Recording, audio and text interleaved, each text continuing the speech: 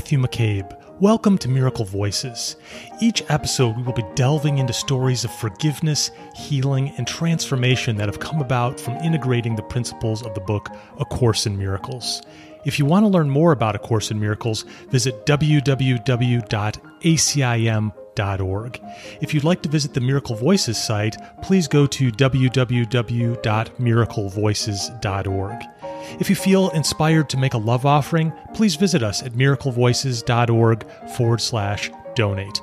All donations go to support the work of the Foundation for Inner Peace, the publisher of A Course in Miracles. Now here's your program. Hello, Miracle Voices listeners. This is Matthew McCabe. Something a little different this week. I'm going to play an interview for you of Dr. Bob Rosenthal, who was co-president of the Foundation for Inner Peace with TAM. He passed away in March 2022 last year, but it was an interview that I helped arrange with him and the host of a popular business show called Creating Wealth with the host Jason Hartman. I had heard Jason mention A Course in Miracles, I believe, once briefly, so I said, hey, would you be interested in having Dr. Bob on to talk about A Course in Miracles? You mentioned it, and he was kind enough to, break the normal pattern of the business content that he delivers and air content about forgiveness in A Course in Miracles. And I think this interview is great because Jason's a wonderful interviewer. He asks a lot of helpful questions that are in everybody's minds, kind of tease out what forgiveness means and how to apply it in our life. But it's both a great introduction, but also goes deep into the content.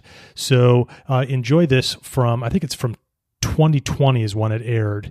So without further ado, here's that podcast. Welcome to the Creating Wealth Show with Jason Hartman. You're about to learn a new slant on investing, some exciting techniques, and fresh new approaches to the world's most historically proven asset class that will enable you to create more wealth and freedom than you ever thought possible. Jason is a genuine self-made multimillionaire who's actually been there and done it. He's a successful investor, lender, developer, and entrepreneur who's owned properties in 11 states, had hundreds of tenants, and been involved in thousands of real estate transactions. This program will help you follow in Jason's footsteps on the road to your financial independence day.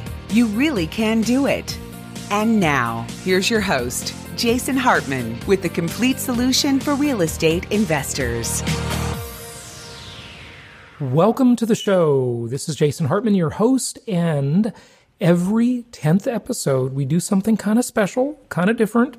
What we do is we go off topic. So regardless of which show it is on the Hartman Media Network, whether it be one of the financial shows, economics, real estate investing, travel, longevity, all of the other topics that we have, every 10th episode, we go off topic and we explore something of general interest, something of general life success value. And so many of our listeners around the world in 164 countries have absolutely loved our 10th episode shows. So that's what we're going to do today. And let's go ahead and get to our guest with a special 10th episode show. And of course, on the next episode, we'll be back to our regular programming. Here we go. Hey, it's my pleasure to welcome Robert Rosenthal to the show. He is the co-president of the Foundation for Inner Peace. And I first want to tell you, before anything, we are not talking about religion today. This is not a religion, okay? This is a course that I discovered many years ago, and it really had a great impact on my life. Here's what happened. I'll just tell you my little story about it. In my 20s, like many people in their 20s, I was looking for answers and just really fascinated by a lot of things. I used to study philosophy and just different stuff, a lot of stuff. As I was doing that, I came across a great book. Maybe it was recommended to me by possibly Dennis Waitley, I'm not sure. And it is the book called Love is Letting Go of Fear by Dr. Gerald Jampolsky. And it was a little tiny book, but very profound, very impactful book. And it talked about, or Gerald did when I followed up on his work, it talked about this thing called A Course in Miracles.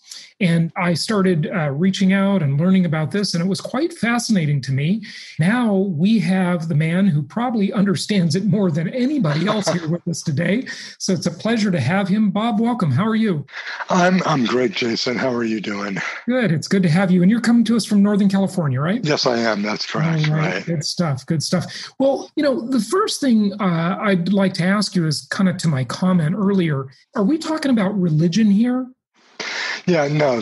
In no way, shape, or form could you conceptualize A Course in Miracles as a religion. There's no priest, there's no hierarchy, there aren't even any dogmas to follow, like taking communion or confession. A Course in Miracles is best understood as a self-study course. It's the books, and you work with them in whatever way you choose. We hear stories all the time about someone who gets them, very intrigued, looks at it, goes, I don't think this is for me, sticks it on the bookshelf. 10 years later is looking at the bookshelf and goes, oh, what was it about that? And suddenly, the next 10 years of their life are devoted to the course. So it kind of meets us where we are, and sometimes where we are is not ready for it. Have any religious groups or anything picked it up? Because I seem to recall many years ago going to, a seminar or I don't want to call it a church, but tell me about that. Is there anything like that? Well, Unity churches have picked it up. And in fact, back quite a few years ago, it was the source of a real schism in Unity where half the people didn't want it there because they thought it muddied the message of Unity. The other half thought it was an amplifier of the message of unity. I'm not going to weigh in on that one. I mean, the course stands on its own, whether someone endorses it or not. In fact, one of the things that I'm constantly having to do in our organization is sort of hold people back. Oh, well, look, we could market this. We could have, many millions more users. And we have to say, that's not our job. Our job is to publish it, distribute it, make it available, and discuss its message so people can understand it better. Good stuff. Well, let's dive into the message and we'll go back to some of this stuff. So for those of you watching on video, you'll see this, but if not, and you're just listening on audio, we'll try and make it, very clear to you what we're looking at. So this, as I recall, many years ago from reading this, I think it starts off with this, right? No, this is chapter 16, but it is a consistent. Wow. What do I know? No, it's a consistent theme. This message shows up all through. Good. So let's read the message. This is a course in how to know yourself. You have taught what you are, but have not let what you are teach you. It sounds a little double talkish there, but what does that all mean? It's very typical of how the course's language works, and that it does force, it's very difficult to just read it and sort of scan it and move on. Mm-hmm. It throws these passages at you where you have to kind of pause and go, wait a minute, you have taught what you are, but have not let what you are teach you. And yet it's right here. We have taught, that is, we've put out in the world what we think we are, would be a better way to phrase it perhaps, but we have not allowed what we really are to teach us what we really are. Now, what are we? A Course in Miracles says we're one mind, we're one self. That self is nothing but love. It is practically indistinguishable from what the Course calls God, although that concept of God is closer to a Hindu Brahmin idea. It's just all that is, all that can be, all that can ever be.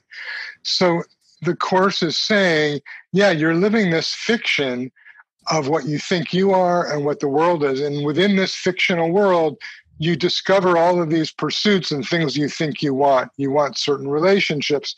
You want certain homes, boats, cars, income levels, you name it. You want fame, fortune. And the problem is at the end of the day, even if you get it, you're going to die.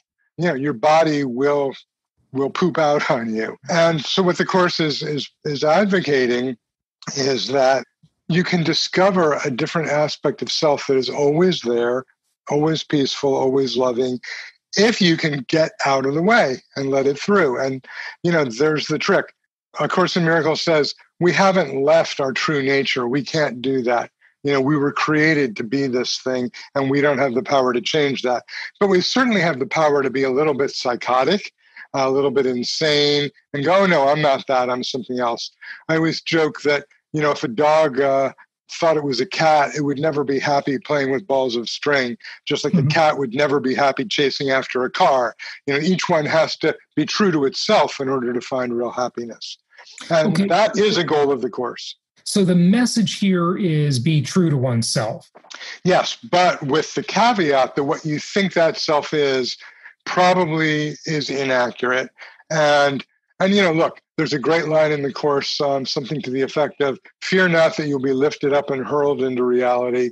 We can only progress at a rate that feels comfortable for us. You can't learn through fear. Fear will scare you. Fear pushes us back into what the course calls the ego mind, which is what most of us identify with. Oh, let's make plans for the future. Let's figure out how we're going to handle this. And what the miracle is essentially is you don't know how to handle it, but there's something within you, equally within everybody else, you're not special, that can do a much better job of figuring it out for you.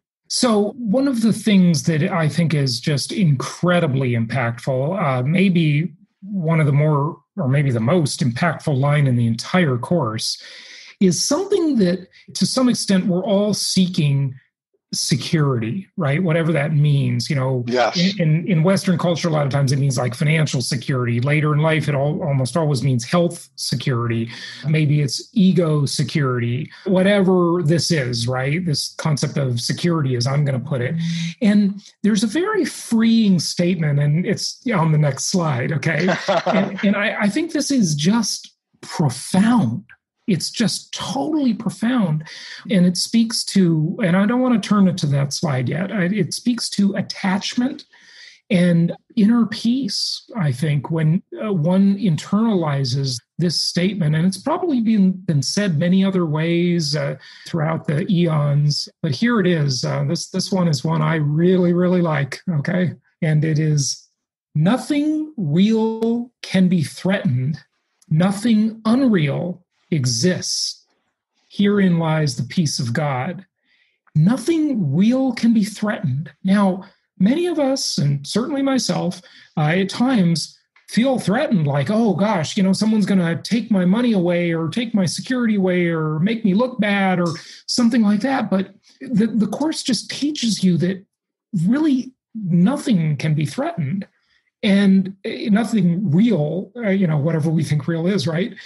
But nothing unreal actually exists anyway, right? So tell us about this. Unpack this quote. Yeah, so this is in the introduction on the very first page of the text of A Course in Miracles. This is the one I was thinking. This is the one you're thinking of, yes. It's right there. And it's a 3-line summary and encapsulation of the entire message of A Course in Miracles, which is essentially a binary, look, there's only reality exists, only truth with a capital T exists. You can't threaten that. Therefore, if you're coming from that place of truth, you begin to see that all those other things, those security needs you were talking about, they're just no longer material. I'm not saying you don't want them and you don't go after them, but they no longer run your show. They're no longer priorities. They're no longer, oh my God, I've got it. There's no such thing as a bucket list in A Course in Miracles. Let's put it that way. Then you go to the other side of it. Nothing unreal exists, which, it's just simply the corollary, if you will, that if you're standing in that place of reality, then you're invulnerable. Nothing else can touch you. And we do get our challenges and we get our lessons, But I agree with you. I actually think Jay-Z and Beyonce incorporated this into one of their songs a couple years back. Talk about a pop culture reference, huh? Yeah, interesting. Well, this is tremendously freeing, this concept. And, just to take it to sort of the practical world, if you will, we've all heard the stories, maybe we've experienced them, that job we didn't get, that promotion we didn't get, or maybe we got laid off or fired, or we lost a bunch of money, or something happened that would seem, quote, bad, unquote. But it turns out to be, as, many would call it, the saying, a blessing in disguise. Yes. Right? And sometimes, sort of losing your money or losing that job, we realize there's like a whole nother path that is actually turns out to be a path we really like And, it's fulfilling. I mean, we've all heard of the person, now we're still sort of in the world. I'm going to use that phrase because I think that's used in the course a lot. But just in the world, the concept of, the person who gets fired from their job is massively depressed about it. Turns out they make a fortune doing something else, right? Yes. And they're much happier. So we've all heard that, but that's in the world concept. But even not in the world, and maybe you want to address that in the world statement. I don't know if I'm getting that right from memory of the course. But well, in the same introduction, this is the very end of this short introduction. In the same introduction, it says, basically, your job is not to establish what is already real. That's already there. Your task is to remove the blocks to the awareness of love's presence, which is your natural inheritance, in other words, this huge, vast treasure chest of oneness, love, light, peace, all the good stuff, happiness, is your true reality. But you've erected blocks, you've erected false gods, idols. And the idea is, if you're chasing after an idol, you're not going to be able to find what is really there. Now, some of us have to chase a lot of idols before we finally get to the point of, you know what, I think I'm going to stop. I mean, the line that sparked the course was Bill saying to Helen, there must be a better way, because their department at Columbia, was intense and backbiting and competitive. And he said, there must be a better way. And he was shocked when she said, I'll help you find it. A couple months later, the course starts coming through. Well, I don't think they were looking for the course, mind you. Right. And most people don't know what you're referring to. These are the two scribes. Yes, course, exactly. Right? Thank you. And interestingly, they're referred to as scribes, not authors. They didn't write the course. And here's where maybe you get this affiliation with religion. Yes. Right. So maybe, do you want to explain that and speak to that a little bit? Yeah, so it's pretty clear that the author, and I put it in quotes because this is a subject of some debate even among course students, that the author is Jesus, because he addresses the disciples, and when I said this is what I meant. Suffice to say, the course presents itself as a reinterpretation of the Christian message. Therefore, it is using Christian terms like God, like Christ, like atonement, like forgiveness, like heaven, but it's repurposing them. It's giving them completely different definitions. This gives a lot of students real problems. I mean, I was born Jewish. I was bar mitzvah. I don't practice much, but reading a book where it's talking about Jesus and disciples and the crucifixion, that did not come easy. And I probably would have put it aside if I hadn't encountered some pretty astounding, what I call miracles, miraculous occurrences very early on that sort of shook me and said, pay attention, there's something here. Because, it's like a mathematical algorithm. If you're applying algorithms and they don't work, then they're not true, they're not real. Whereas when you take something that's completely out of left field and apply it and suddenly everything makes sense, that's probably truth. That's a good characterization. I mean, the course is very clear. It's not about theology. It's not about trying to establish itself as a universal religion. It's about getting us to a certain experience. And once you've had that experience, it's very difficult to credit the world in which we think we live with all of its security needs, as you called them, Jason. Quite accurately, by the way. Mm-hmm. And where does the ego come into this? I think the course said the ego and the true self. Was that the dichotomy? That's the dichotomy, yeah. And we would have to spell self with a capital S because the course loves capitals. So the ego is kind of like this weird side effect when an aspect of God, oneness, what the course calls the Son of God, and it does use this patriarchal language because it's trying to correct the Bible, not correct, reinterpret the Bible. It says that, when that which is all there is somehow limited itself and condensed itself into this much, much smaller space-time, this side effect arose, in particular once we saw ourselves as in a physical body. And the course calls that the ego. This is not the Freudian ego, but there is a similarity. And A Course in Miracles could not have been written prior to Freud because it uses a lot of Freudian concepts like the defense mechanism, dissociation, projection, repression. So the ego is what we tend to identify as ourselves. The ego is that nothing unreal exists. That's the ego. The ego doesn't exist. In the clarification of terms section at the end asks, what is the ego? And one of the answers is nothingness in a form that looks like something. And the Course is very clear. The ego dies. The ego will not last past death, just like the body dies. But that there is, again, that within us, which is our reality, our capital S self, that can't be killed because it was never born. It doesn't live in the body. The body, I use the analogy sometimes of a game of Monopoly. You can sit down and play Monopoly and you move your piece, the car, the hat, whatever, around the board. But never do you confuse yourself with the piece. You never go psychotic and say, oh yeah, the car is me, and my only task in life is to buy up as much property as possible. And I realize this is sort of apropos of your field. Right. You can buy because most of our listeners are real estate investors. I know. You want Boardwalk and Park Place. I get that. But you never delude yourself. We prefer Baltic Avenue. Baltic is a gem. Yeah. Those have better rent-to-value ratios, but okay. That's great. Pay attention to this man. But we never confuse ourselves with our playing piece. It's kind of like a virtual reality simulation, or for those who've seen the movie The Matrix, you think you're in this reality and it's very compelling and it throws a lot of very compelling things at us that we want to pursue. Mm-hmm. But ultimately, they're all mirages. They all go poof at the end of the day.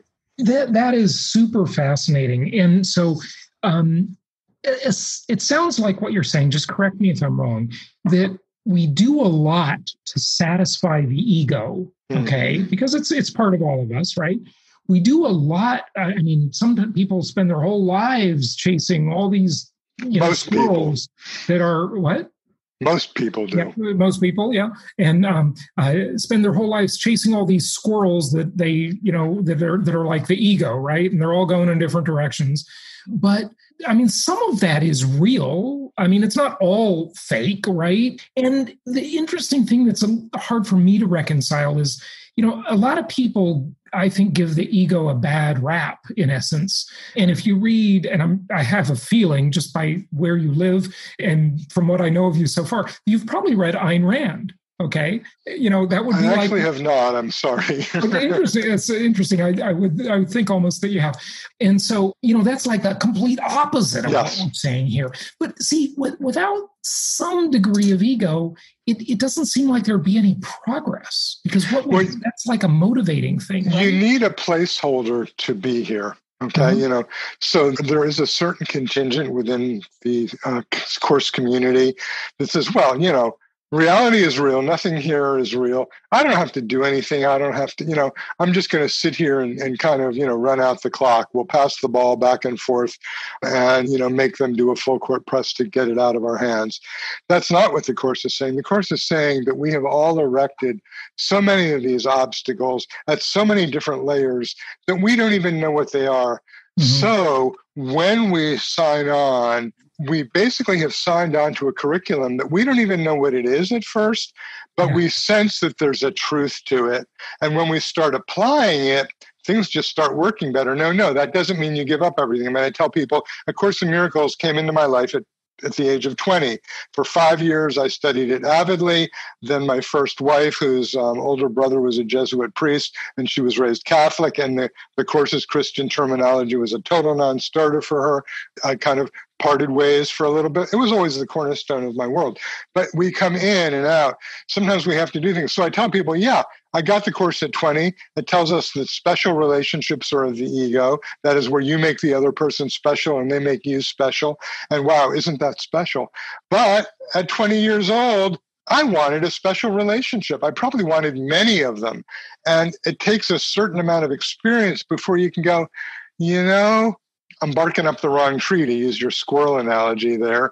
This tree doesn't have a squirrel in it. I better go find another tree. But if you've barked up, 10, 12, 100 different trees, and none of them have a payoff at the end that lasts, at some point, you might consider that maybe your whole paradigm is off.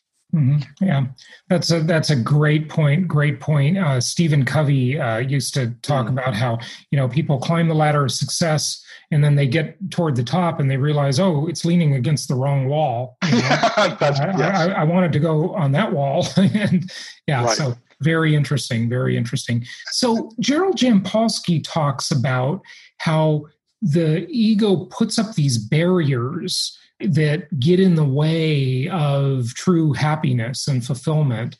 And you alluded to that, but yes. Do you want to mention anything more on that?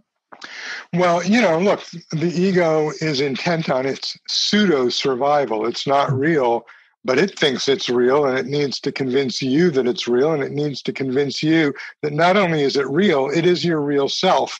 That little voice in your head that's constantly talking to you and rehearsing things, that is the voice of the ego. That's not the voice of spirit. Mm-hmm. So the ego, it's kind of like a whack-a-mole game. You whack one of its moles and you think you're there, and then another one pops up somewhere else. Oh, I got the money thing down, but relationships really suck. I'm not getting that down. Oh, let me do the relationship thing. Now, my wife divorced me and took half my money. In other words, there's always, in the ego's world, and I do stand by this, there's always something that's not working. And if you can't see it, it's not because it's not there. It's because you're choosing not to look. Again, that doesn't mean, oh my God, if you're a course student, you have to give away all your money, stop having sex, stop eating nice food. No, not at all. But if those are your absolute goals in life, then yeah, there might need to be a little bit of stepping back and reconsidering. That's all. Really, really interesting. I mean, the course is so insightful into so many of these things. It really is an amazing piece of work. How long is the course? I mean, I remember it being this thick book, but I think you mentioned at the beginning, you said the books of the course. And I do remember, I think there were multiple books, right? Yeah, so it was originally published as 3 volumes. It came as a text, and then there was a break, and then it came as a workbook, which has 365 lessons. People now think, you have to do one each day. No, the course's only instruction is don't do more than one each day. And then there's a manual for teachers. But the trick is, we're all teachers, we're all students. The only real qualification for being a teacher is going through the workbook and doing the lessons properly. But what happened is eventually it was like, well, this is kind of cumbersome, 3 books, we just put them all in one. Yeah. Are the scribes still around? No. Helen died 1981, Bill 1988. Yeah. The woman who runs our organization, Judy Sketchwitson, is the last of sort of the original 4 who were there studying it together and took it to publication. Yeah, amazing. I mean, can I just share one story about the publication that'll give people a sense of how upside down this seems and yet how powerful it can be. So they had this original group of 4, the 2 scribes, Judy and someone named Ken Wapnick, who had met the scribes. They had gotten, they're doing these meditations. They're doing what they call internal asks. What do you want us to do with this? Publishers are coming to them. We want to publish it, but each one wants to abridge it or get rid of certain things. And they're finally told the only people who are supposed to publish it are people who are devoting their entire lives to it and who will not cut anything, not exert anything. And they look around and they realize, I guess we're the ones who are supposed to publish it. This is 1975, 76. And they're like, well, how are we going to get the money? And, the message was make the commitment first and trust. The very next day, Judy gets a call from someone in Mexico who says, I've been looking at your Course in Miracles. I'm very excited about it. I would like to see it translated into Spanish, and I'd like to pay for its publication. And Judy says, oh my God, that's amazing. That would be great. But do you have any idea how much that is? And this guy says, yeah, I just sold a large property in Mexico, and you have a check coming to you in the mail for $60,000. Now, in 1976, that's a lot of money today. In 1976, I don't know what the conversion would be, but it's got to have been at least 10 times much. With that money, the first publication happened. They didn't go out and raise it. They didn't beat the bushes. They didn't canvass people and say, can you make a donation? The need was there, the money came. And that pattern has showed up over and over and over for us. Mm-hmm. Yeah, fantastic. Well, let's jump to another concept here, and I'll change to another visual. Tell us about this one. This refers to forgiveness. Yes, to forgive is merely to remember only the loving thoughts you gave in the past and those that were given you. Forgiveness is a selective remembering based not on your selection. So if all you really are is love, and the goal is to unblock that awareness, you need to remember only the loving thoughts and let go of everything else. But we're not able to do that because we're so confused. We don't even know what a loving thought is. We think that, falling in love with someone is a loving thought. We think that giving to a charity is a loving thought. Now, it might be, but we don't know. So the Course introduces this very different concept of forgiveness, where forgiveness is essentially the release of the mind from the past. We are prisoners of our past. Let's face it, we interpret everything in terms of past experience. The problem there is we each have a different past. So we're all interpreting things differently, which means that there's 7 billion and counting different versions of truth on the planet. So knowing that, you look around, is it any surprise there's so much conflict and division? Of course there is. How could there not be? The Course, through forgiveness, given to this higher consciousness, if you will, allows us to let go of that which is not true, the unloving thoughts in the past, the judgments that we made based on our own experience, and receive something different in its place. And that process is what the Course calls forgiveness, a selective remembering based not on your selection. Okay, interesting. So you just reminded me, Bob, of a quote I heard once for a different course I was taking, where the instructor, she said, human beings are the only beings for whom being is an issue. That's so true. Isn't that so good? That's now, beautiful. We don't know that for sure, since I'm not reading the mind of my dog, but But he looks pretty content as long as you're feeding him and taking him for walks, right? I mean, most of the time, yeah. So, but think about that concept, right? Human beings are the only beings for whom being is an issue. And as we were talking before, I was thinking, all of this like ego stuff, whenever we've had a sleepless night where we're tossing and turning because we're upset about something that happened that day or, somewhat before that, it's always this attachment stuff. You got it. And that's really what the ego does, is it causes us to have faulty attachments, I think. It works through attachment and aversion. So this is borrowing from Buddhism here. But we get attached to certain things and we're averse to others. We want to maximize pleasure. We want to avoid pain. But in the process of doing that, you're making them both very real for you, and you're limiting the range of what you might otherwise experience. There are so many stories within the Course community about a relationship that's stuck in a grievance where one of the parties decides, I'm done with this, but I can't talk to the other person. I'm just releasing it in my own mind. And all of a sudden, the whole relationship shifts. There's no discussion about what happened before. There's no, oh my God, I'm so sorry. It just shifts. It's no longer what it was. And that, I think, demonstrates the power of the mind. The mind is primary, not the world out here. So as we talk about this concept, it sounds great to say forgive and forget is usually how the statement it is. But, is that always appropriate? Are there some things that others do that are just unforgivable? Distinguish that for us. It's always appropriate, but you may not be able to get there or be ready for it. So, one of the common questions in the Course community, especially from newer students, well, what about Hitler? Do we forgive Hitler? Well, what I respond to that is, well, did Hitler do anything to you directly? And if Hitler did, and you're still holding that memory, are you hurting Hitler? He's dead. He's been dead a long time. You're the one holding on to it.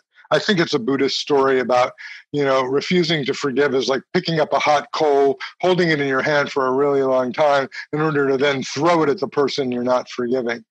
You're always damaging yourself first. So really, we can understand forgiveness in a very selfish way. Now, that doesn't mean you can't learn a lesson. if someone burned you multiple times, you may not want to do a deal with that person in the past if they've betrayed you. But do you want to hold on to that hot coal of grievance that sears in you and that clearly is doing nothing to hurt them? And you know what? I mean, I was a psychotherapist for over 30 years. I worked with people who were deeply abused, in ways that nobody could even imagine. And we always had to distinguish between the therapy, which was about helping them to feel better, and the legal system, because sometimes they get to a point of, screw it, I'm going to sue the bastard. And I would say, are you sure you want to do that? The legal system works in a very different way. Can you imagine yourself on the stand and you're being asked on cross-examination about your entire sexual history and made to look like a fool? No, that's not going to be healing for you. So ultimately, we want to be willing to forgive everything, even if we're not ready to do it in a given moment. Does that make sense? It does. I'd ask you to distinguish for us, what is the difference between, you talked about the legal system, and Hitler and so forth. What is the difference between forgiveness and accountability? Is there a difference? Good question. Accountability is not a concept that the Course would come to, except perhaps our own accountability to our higher self and to what the Course calls God. I think that, as you do this more and more, it just simply becomes more difficult to not behave in ways that are ethical and accountable. So for example, something came up the other day where it looked like someone in our organization could cut a corner to save a little bit of money. And at first I was like, well, that's intriguing. And then I thought, wait a minute, if we do that, basically what we're saying is we don't trust that that the George Lucas force that brings to us what we need, we don't trust that it can provide for us. We think that we have to do a sneaky little maneuver in order to, save a couple $1,000s a year. Come on, that's not us. So it becomes more difficult. The first two qualities of the teachers of God are trust and honesty. Now, that's not just Boy Scouts. It's saying that if you don't trust, you're relying on your own past and stuff's going to happen. The only place to put your trust is in your real self. And honesty flows from that. If you're being dishonest to yourself or to someone else, you're not playing in the realm of truth. Yeah, no, absolutely. I couldn't agree more. And also, you don't have to have a good memory. No, not at all. In fact, just the opposite. As you get better at this, selective remembering, you want to be able to forget stuff. Right. Oh, well, on the forgiveness part, I was talking about the honesty part. Yeah. I think there's an Abraham Lincoln quote, if you're honest, you don't have to have a good memory or something. No, very, very true. Yes. Okay. So here's another concept, same topic. Yeah, this one's a little more complicated. I guess I'll read it. Forgiveness sweeps all other dreams away, and though it is itself a dream, it breeds no others. All illusions, save this one, must multiply 1,000-fold, but this is where illusions end. I love that last line. This is where illusions end. So in the world of the ego, where we're playing the ego's game of whack-a-mole and chase the squirrel, there's only one thing that we can do that will bring us to the end of illusions, where truth is revealed, and suddenly things look really nice and people are behaving really well to us, even though we're not doing anything different, or at least we don't think we are. So forgiveness is the dream within the dream. Let's think of it this way. Forgiveness is like a lucid dream. You wake up within the dream. You haven't really woken up yet, but you're so close that you no longer invest in, you're no longer attached to things in the dream, you're no longer averse to them. In fact, if something quote unquote bad comes up, you kind of look at it and go, wait a minute, what's the learning here? Where is this showing me an attachment that I haven't seen? And if it is, which it will, okay, what do I now do about that? So forgiveness is, kind of the dream that ends all dreaming, the dream that ends all dreaming. That is a big one to understand. It's a big one. Yeah. Right. Yeah, it definitely is. But if you don't understand it, don't worry. Read the book. Yeah. Well, what we say about the Course is it's a living book. It seems to grow where we grow. And those of us who've been doing it a long time, it's been in my life 44 years, and I'm only 45 years old. So no, it does seem to, you look at it and you go, wait a minute, I underlined this before. Why? This wasn't that important. Now I'm seeing this as being much more important. That almost that reminds me of Richard Bach's great little book, The Messiah's Handbook. Oh, wonderful. And isn't that good? Yeah. And he would say that if the book falls, you drop the book, you open it up, that page is the lesson, the exact lesson. That's what you need. At that time. Yeah. Yep. And the stories of how the Course comes into people's lives are amazing. Someday I'd like to collect them and put them in a book. Mm-hmm. Yeah, good stuff, good stuff. Okay, so here is our last concept. Take us through this one. This is a longer. Yeah, and this is another tough one, and it will provoke some resistance, which is just shows you where your attachments are. So it says, quote, "The body is a limit imposed on the universal communication that is an eternal property of mind. But the communication is internal. Mind reaches to itself. It is not made up of different parts which reach each other. It does not go out. Within itself, it has no limits, and there is nothing outside it. It encompasses everything. It encompasses you entirely, you within it and it within you. There is nothing else, anywhere or ever." So this is a very nice bookend with those first two quotes we looked at about the nature of the self and nothing real can be threatened, nothing unreal exists. What it's essentially telling us is that our true reality is mind. In fact, there are several places in A Course in Miracles where it says, you are an idea. Ideas can't leave their source. If I think of a great joke and I share it with you, Jason, I don't lose the joke. We both have it. And now we both can share it with other people, and the idea propagates even more. So if we are an idea, and that idea is love and nothing but love, when we accept that and teach only love, as the Course tells us, we are sharing truth.